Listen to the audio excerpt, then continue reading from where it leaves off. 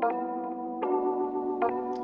evening. This is the 37th time I have spoken to you from this office, where so many decisions have been made that shape the history of this nation. Each time I have done so to discuss with you some matter that I believe affected the national interest. In all the decisions I have made in my public life, I have always tried to do what was best for the nation. Throughout the long and difficult period of Watergate, I have felt it was my duty to persevere, to make every possible effort to complete the term of office to which you elected me. In the past few days, however, it has become evident to me that I no longer have a strong enough political base in the Congress to justify continuing that effort. As long as there was such a base, I felt strongly that it was necessary to see the constitutional process through to its conclusion. That to do otherwise would be unfaithful to the spirit of that deliberately difficult process and a dangerously destabilizing precedent for the future. But with the disappearance of that base, I now believe that the constitutional purpose has been served, and there is no longer a need for the process to be prolonged. I would have preferred to carry through to the finish, whatever the personal agony it would have involved. And my family unanimously urged me to do so. But the interests of the nation must always come before any personal considerations. From the discussions I have had with congressional and other leaders, I have concluded that because of the Watergate matter, I might not have the support of the Congress that I would consider necessary to back the very difficult decisions and carry out the duties of this office in the way the interests of the nation will require. I have never been a quitter. To leave office before my term is completed is abhorrent to every instinct in my body. But as president, I must put the interests of America first. America needs a full-time president and a full-time Congress, particularly at this time with problems we face at home and abroad. To continue to fight through the months ahead for my personal vindication would almost totally absorb the time and attention of both the President and the Congress in a period when our entire focus should be on the great issues of peace abroad and prosperity without inflation at home. Therefore, I shall resign the presidency effective at noon tomorrow. Vice President Ford will be sworn in as president at that hour in this office. As I recall the high hopes for America with which we began this second term, I feel a great sadness that I will not be here in this office working on your behalf to achieve those hopes in the next 2.5 years. But in turning over direction of the government to Vice President Ford, I know, as I told the nation when I nominated him for that office 10 months ago, that the leadership of America will be in good hands. In passing this office to the Vice President, I also do so with a profound sense of the weight of responsibility that will fall on his shoulders tomorrow, and therefore of the understanding, the patience, the cooperation he will need from all Americans. As he assumes that responsibility, he will deserve the help and the support of all of us. As we look to the future, the first essential is to begin healing the wounds of this nation, to put the bitterness and divisions of the recent past behind us, and to rediscover those shared ideals that lie at the heart of our strength and unity as a great and as a free people. By taking this action, I hope that I will have hastened the start of that process of healing which is so desperately needed in America. I regret deeply any injuries that may have been done in the course of the events that led to this decision. I would say only that if some of my judgments were wrong, and some were wrong, they were made in what I believed at the time to be the best interest of the nation. To those who have stood with me during these past difficult months, to my family, my friends, the many others who joined in supporting my cause because they believed it was right, I will be eternally grateful for your support.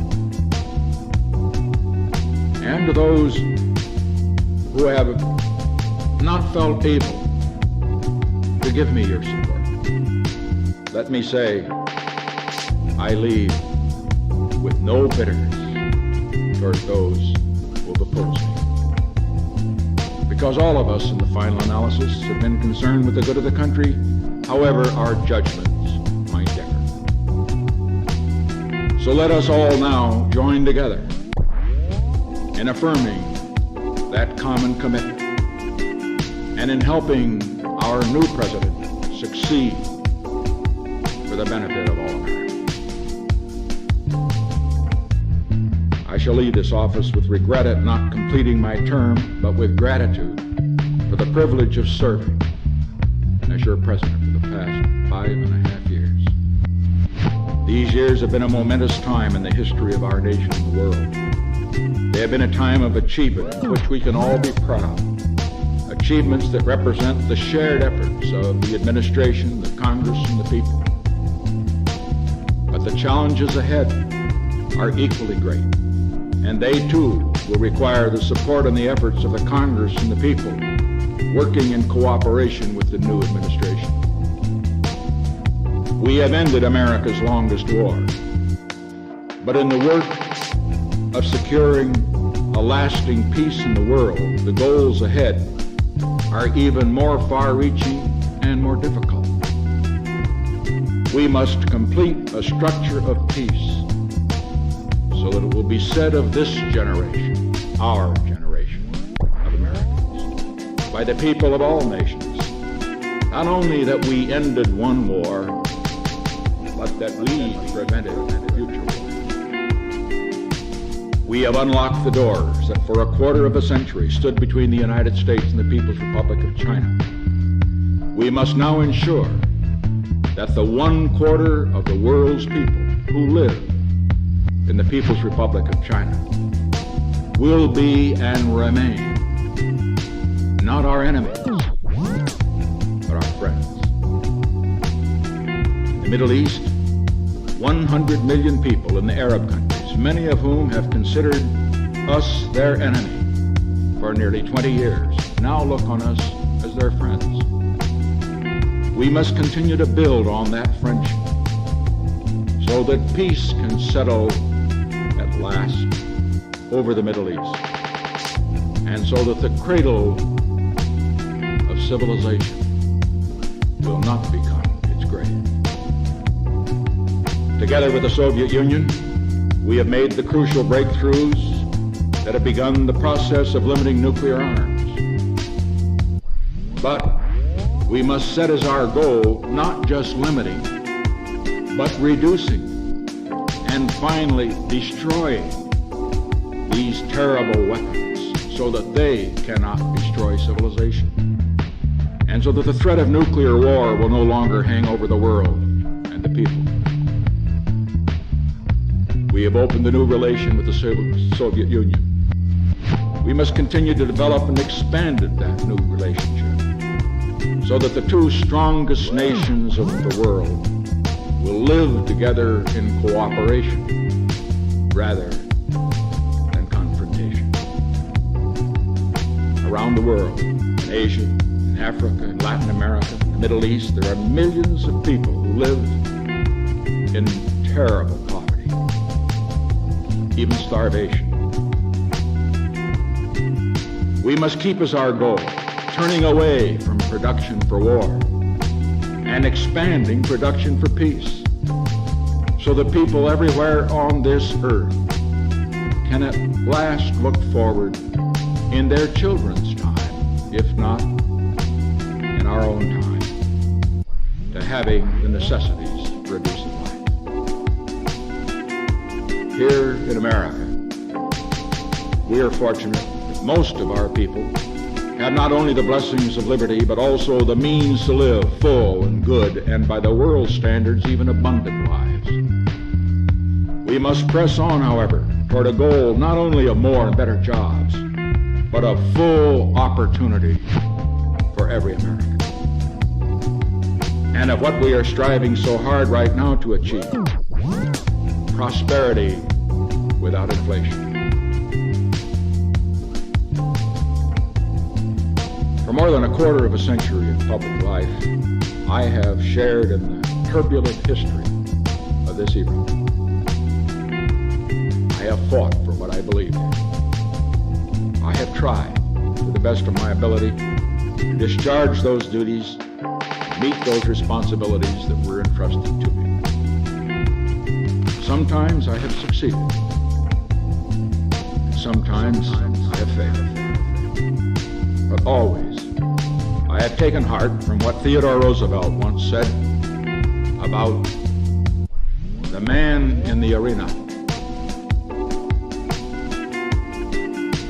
whose face is marred by dust and sweat and blood, who strives valiantly, who errs and comes short again and again, because there is not effort without error and shortcoming, but who does actually strive to do the deed,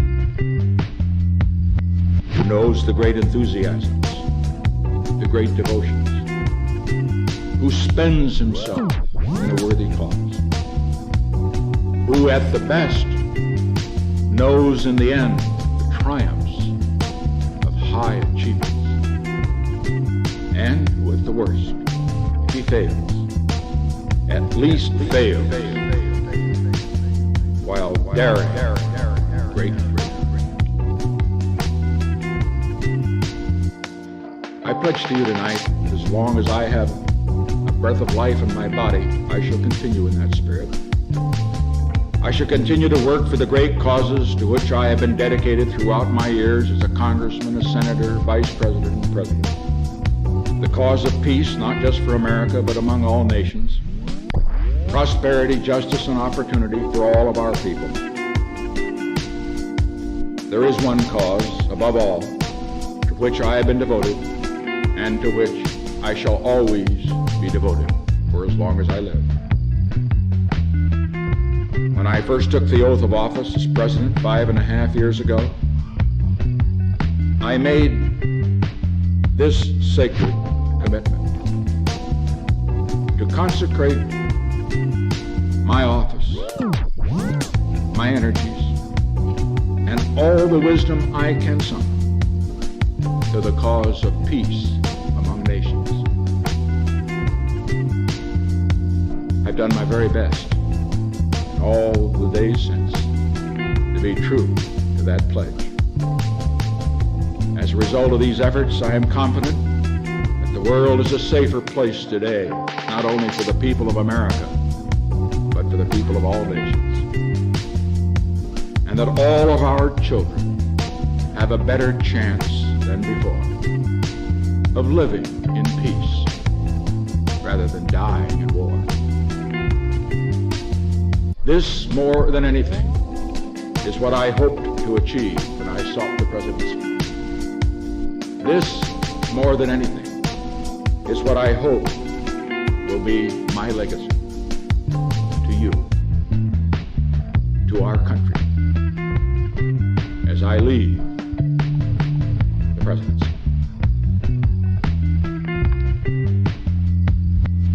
To have served in this office is to have felt a very personal sense of kinship each and every American. In leaving it, I do so with this prayer. May God's grace be with you.